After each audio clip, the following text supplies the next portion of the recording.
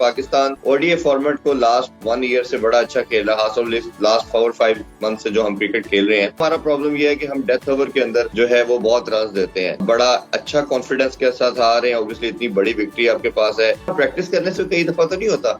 India ने बुरी तरह मार खाई ऑस्ट्रेलिया से। इंडिया की सारी टीम जाके डोमेस्टिक खेली है। आज बड़ा अहम और बड़ा दिलचस्प दिन होने वाला है सैफ अफ्रीकी सीरीज का फाइनल, चूंकि आज कराची में खेला जाना है। वहां पर पाकिस्तान और न्यूजीलैंड आमने सामने होंगे।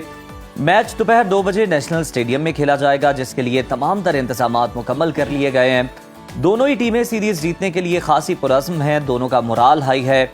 न्यूजीलैंड सीरीज के दोनों मैच जीत चुकी है, जबकि अगर पाकिस्तान की बात करें तो पाकिस्तान ने गुज़श्ता मैच में साउथ अफ्रीका को तारीखी शिकस्त दी है, जिससे टीम पाकिस्तान का मोराल भी खासा हाई हुआ है। और आपको ये भी बताते हैं कि न्यूजीलैंड क्रिकेट टीम के कप्तान मिशेल सेंटनर ने प्रेस कॉन्फ्रेंस में कहा है कि सैफ अफ्रीकी सीरीज का फाइनल हाई स्कोरिंग होगा। 90% तमाशाई हमारे खिलाफ होंगे। फाइनल से पहले तैयारी का जो हमें वक्त मिला है वो बहुत ही बेहतरीन है। पाकिस्तान में क्रिकेट खेलकर बहुत लुत्फानंदोज होते हैं। दूसरी जानिब मीडिया से गुफ्तगू करते हुए स्टार बैटर बाबर आजम ने दरख्वास्त की है कि इन्हें किंग शिंग कहना बंद करें। मैं अभी किंग नहीं हूं, करियर के अख्ताम पे पता चलेगा कौन किंग है। चैंपियंस ट्रॉफी में सिर्फ 5 दिन बाकी रह गए हैं और शायकीन के दिलों की धड़कनें तेज हो गई हैं। खासे बेताब हैं हाई वोल्टेज मुकाबले देखने के लिए। ऐसे में इंटरनेशनल टीमों की पाकिस्तान आमद का सिलसिला जारी है। पाकिस्तान समेत 5 टीमों ने लाहौर और कराची में पड़ाव डाल दिया है।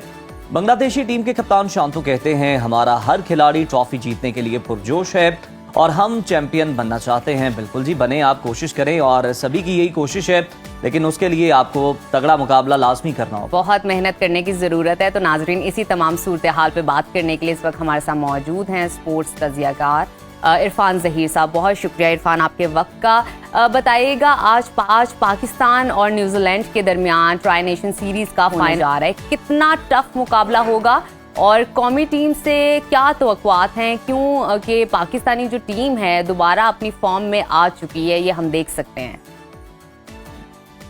देखें, ऑब्वियसली बहुत बड़ी एक पाकिस्तान की लास्ट जो विक्ट्री है, और जिस तरह आपने इंट्रो में भी कहा, रिकॉर्ड साज है। पाकिस्तान ने अपनी हिस्ट्री का सबसे बड़ा हाईएस्ट टोटल को रन चेस किया है।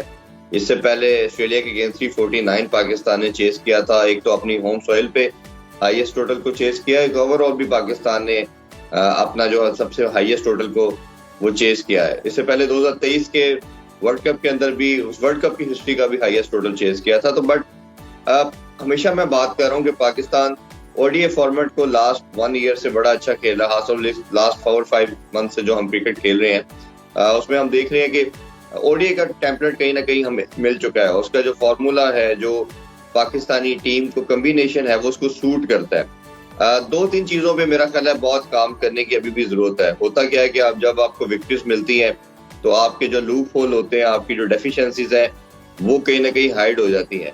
एक तो सबसे बड़ा हमारा लूप होल ये है कि हम मिडिल ओवर में विकेट नहीं ले पाते। आप कंटिन्यूसली देखें किसी भी सीरीज के अंदर तो हम उसमें स्ट्रगल करते हैं, चाहे वो T20 भी हो, ओडीआई भी हो या टेस्ट भी हो। तो एक इस पे काम करने की जरूरत है। उसकी सबसे बड़ी वजह ये है कि हमारे पास कोई तगड़ा रेगुलर बॉलर नहीं है। स्पिनर की बात अगर करें तो, और इस स्क्वाड के अंदर भी सिर्फ एक स्पिनर रखा गया। दूसरा हमारा प्रॉब्लम ये है कि हम डेथ ओवर के अंदर जो है वो बहुत रन देते हैं। न्यूजीलैंड के अगेंस्ट भी हमने पहले मैच में लास्ट 6 ओवर के अंदर 86 के करीब दिए। इसमें भी लास्ट 10 ओवर के अंदर हमने अफ्रीका के अगेंस्ट 110 रन कंसीड करवाए। इसी तरह फिर तो दूसरा प्रॉब्लम हमें नजर आता है कहीं ना कहीं ओपनिंग का भी प्रॉब्लम आ रहा था। कोई पार्टनरशिप नहीं बन पा रही थी। नए ओपनर है दोनों, समहाउ फखर बहुत अरसे से करते आ रहे हैं, बट उनका कमबैक था। बट दोनों मैचेस में अच्छी फॉर्म में नजर आए। बाबर को मेकशिफ्ट अरेंजमेंट के तौर पे साइम की एब्सेंस में ओपनिंग का चार्ज दिया गया। तो बाबर अच्छे तो लग रहे हैं लास्ट मैच के अंदर भी, बट लंबा रन जो उनसे ड्यू है वो नहीं हो पा रहा। तो पाकिस्तान ने 2-3 चीजों को थोड़ा सा भी कोशिश करनी है, क्योंकि आगे बड़ा इवेंट, इससे बड़ा इवेंट चैंपियन ट्रॉफी है। बिल्कुल। बट अगर आज के फाइनल के हवाले से बात करें तो ऑब्वियसली बहुत मोराल बूस्टिंग है। बड़ा अच्छा कॉन्फिडेंस के साथ आ रहे हैं। ऑब्वियसली इतनी बड़ी विक्ट्री आपके पास है। जो मिडिल ओवर के अंदर भी पाकिस्तान रन नहीं कर पा रहा था, पार्टनरशिप नहीं डेवलप कर पा रहा था। तो एक अच्छी चीज ये है कि फखर से बर्डन हटा है। बैटिंग के अंदर देखते तो सिर्फ फखर के ऊपर ही बात हो रही थी कि जी वही एक मैच विनर है, क्योंकि बाबर से भी रन नहीं हो रहे थे। तो ये बड़ी अच्छी चीज है कि जब रिजवान ने और सलमान अली आगा ने रन कर दिया तो ऑब्वियसली बर्डन बाकियों से भी हट गया। तो जब आपकी टीम में 2-3 मैच विनर आ जाते हैं तो उससे आपका ऑब्वियसली एक बर्डन भी हटता है और बाकी टीम में कॉन्फिडेंस भी आता है। तो टीम का कॉम्बिनेशन बहुत अच्छा है। सही, कहीं ना कहीं एक प्रॉब्लम जिस तरह मैंने कहा कि डेथ बॉलिंग के अंदर हम बहुत रन दे रहे हैं, तो तीसरा बॉलर जो फास्ट बॉलर है वो भी देखना पड़ेगा कि किसको रखना चाहिए, क्योंकि हमने देखा कि स्नैन ने भी काफी रन कंप्लीट किए, ऑलमोस्ट 9 के एवरेज के साथ उन्होंने इकॉनमी के साथ उन्होंने जो 7 ओवर किए थे लास्ट मैच में। तो आकिफ जावेद को आपने ऐड किया हुआ है अपने स्क्वाड के अंदर हारिस रऊफ की जगह। शायद मेरा मानना है कि उसको खिलाना चाहिए, एक ऐसा प्लेयर जिसको बाकी टीमों ने अभी नहीं खेला और उनका पेस भी 140 प्लस है, तो आपके लिए हेल्पफुल हो सकता है। बाकी ओवरऑल बाकी 10 प्लेयर तो मेरा ख्याल सेम खेलेंगे, एक प्लेयर के ऊपर शायद थिंक टैंक सोचेगा। कहीं ना कहीं मुझे लगता है कि बाबर को अगर आप अपने नंबर 3 पे भी ले आते हैं और साउथ शकील से ओपन करवाते हैं तो ये भी पाकिस्तान के लिए एक अच्छी ट्रायल हो सकती है, क्योंकि इन्हीं टीमों ने एग्जैक्ट एक वीक के बाद फिर अगर आप देखें तो 5-6 दिन के बाद 19 तारीख को कराची में ओपनिंग मैच भी खेलना चैंपियन ट्रॉफी का जी। तो आपके पास मार्जिन अब है नहीं है आप ज्यादा ट्राई करने का, और उसके अंदर चैंपियन ट्रॉफी के अंदर भी आपके पास 3 गेम है, 3 में से 2 जीतनी लाजमी है सेमीफाइनल में क्वालिफाई करने के लिए। तो पाकिस्तान के पास ऑब्वियसली अब हर टीम के पास टाइम कम है, कॉम्बिनेशन डेवलप करना है, बट पाकिस्तान चाह रहा होगा किसी ना किसी तरह उसी प्लेइंग 11 के साथ जिसके साथ उसने पहला मैच भी न्यूजीलैंड के लिए खेलना है।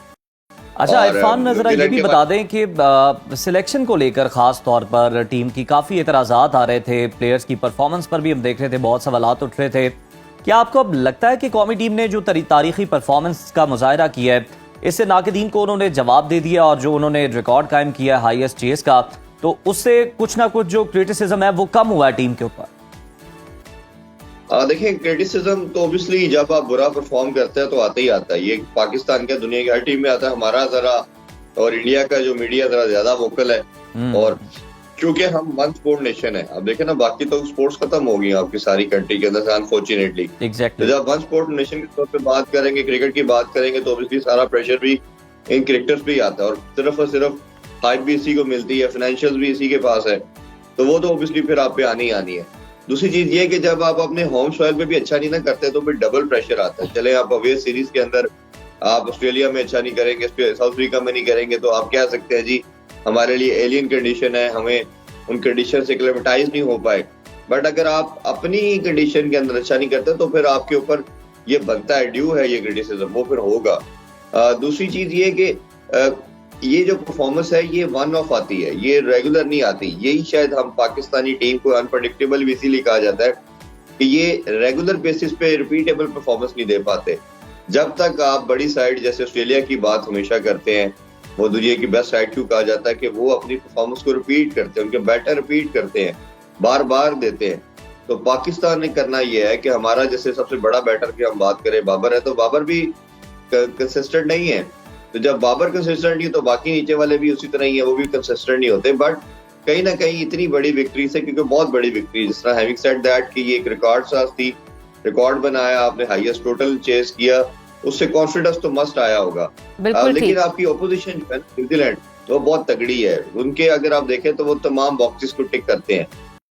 मुझे अच्छा इरफान, हमने बैटर्स की परफॉर्मेंस तो देखी है और ये सबके सामने उनकी परफॉर्मेंस है, मगर अभी तक हमारी बॉलिंग ने कोई गैर मामूली कारकर्दगी का मुजाहरा नहीं किया। क्यों हमारी बॉलिंग उस तरह परफॉर्म नहीं कर पा रही जिस तरह करना चाहिए? इसमें मैं प्रीवियस बात में एक लास्ट चीज पहले ऐड कर दूं कि ये आज का मैच जो है ना वो ऑब्वियसली टॉस बेस बहुत ज्यादा होगा। लास्ट मैच में जब पाकिस्तान ने अच्छा परफॉर्म किया उसमें टॉस का बड़ा वाइटल रोल था। पाकिस्तान जब बैटिंग कर रहा था तो ड्यू आना शुरू हो गई थी, ड्यू से बैटिंग कन्वीनियंट हो गई और आपके लिए रन चेस बड़ा आसान हो गया। साउथ अफ्रीका ने टॉस जीत के बैटिंग का फैसला उस तरह तो ठीक लग रहा था, बट ड्यू की वजह से गलत लग रहा था। तो आज जो टीम टॉस जीतेगी वो स्ट्रेट अवे चेस की तरफ जाएगी, कोई टीम पहले नहीं खेलेगी।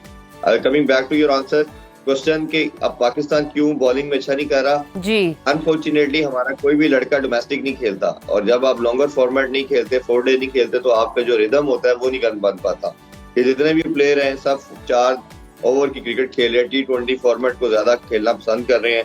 उसका स्ट्रगल ये नुकसान ये हो रहा है कि आप ODI और टेस्ट के अंदर स्ट्रगल कर रहे हैं। टेस्ट के अंदर तो हमारे पास एक भी बॉलर नहीं है, फास्ट बॉलर की बात करें जिन बॉलर की बात करें, शाहीन भी इंजरी के बाद से आए, 2 साल हो गए हैं, वो स्पार्क जो उनके अंदर एक उनके अंदर कहना चाहिए ग्लेयर होना चाहिए, वो नहीं आ पा रहा। इसी तरह नसीम शाह भी स्ट्रगल कर रहे हैं। तो ये मुझे एक लम्हा फिक्रिया है पाकिस्तान। तो इरफान, इसका ये जो जवाब पेश करते हैं कि जनाब बहुत ज्यादा अगर हम डोमेस्टिक खिला देंगे और दूसरे इवेंट्स खिला देंगे छोटे, तो फिर बड़े इवेंट्स के दौरान ऐसा होता है कि हमारे जो बॉलर्स हैं या ओवरऑल जो प्लेयर्स हैं, ये ने कोई ना कोई इंजरी हो जाती है, ये जनाब इंजर्ड हो जाते हैं, तो इसलिए भी अवॉइड करते हैं। इस दलील में कितना वजन है? नहीं, ये तो बड़ी रेडिकुलस सी एक लॉजिक है। आप ये देखें कि भारत के तमाम प्लेयर अभी चैंपियन ट्रॉफी से पहले जैसे ऑस्ट्रेलिया से आए हैं, सब ने डोमेस्टिक खेला है और सारे खेलते हैं। ऑस्ट्रेलिया के तमाम प्लेयर, पूरी टीम उनकी डोमेस्टिक खेलती है।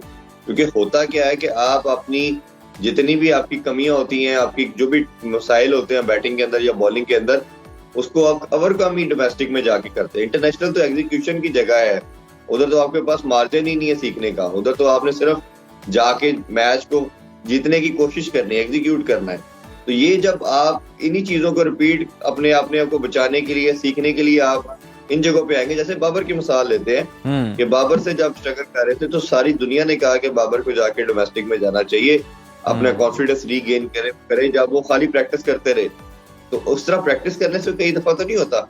इंडिया ने बुरी तरह मार खाई ऑस्ट्रेलिया से। इंडिया की सारी टीम जाके डोमेस्टिक खेली है और रणजी ट्रॉफी जो है वो खेलते रहे हैं।